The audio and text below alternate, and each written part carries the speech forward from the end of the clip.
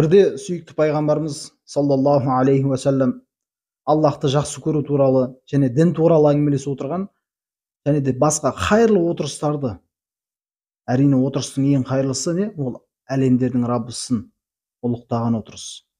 Сондай отырыстарды көрген кезде періштелердің өзі қызығып қарайтындығы туралы айтады. Әлгі періштелерді тауаффын періштелері дейді. Аллаху Тағаланың жер бетінде жүретін періштелері әлгі тауаффын періштелері. Дін туралы әңгімелесіп отырған бір жамағатты көрген кезде достарын шақырып былай дейді. Бір-бірлерін шақырып, келіңдер, іздегеніміз мына жерде екен.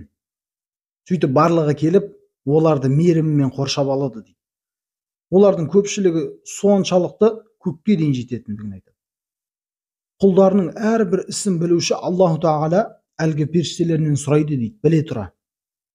Аллаху Тағала әл-алим, Алла бәрін білуші, өте білімді. Құлдар не істеп жатқан еді дейді. Сонда періштелер, олар саған шүкір етіп, тәсбих айтып, зікір етіп жатқан еді.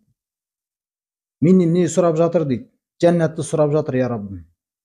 Олар жәннатымды көрген ба дейді? Жоқ, көрмеген. Егер көргенде не істейтін еді? Жәннатты көргенде одан да көп сұрайтын еді. Олар неден қашып жатыр дейді? Тозақ отынан. Тозақ отын көрген ба? Жоқ, көрмеген.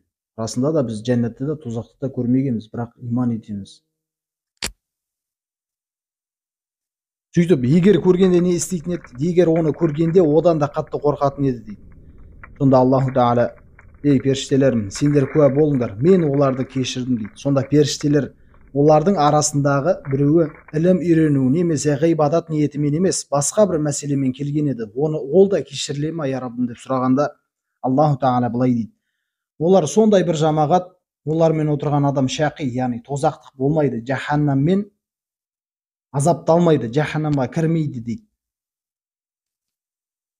Бұдан түйетініміз, періштелер де қызығып қарайтын, құлдардың қатарында болу үшін хайырлы отырыстарда Алланы зікір ететін, жақсылыққа бұйырып жамандықтан тыятын орталардан табылу керек екенбіз.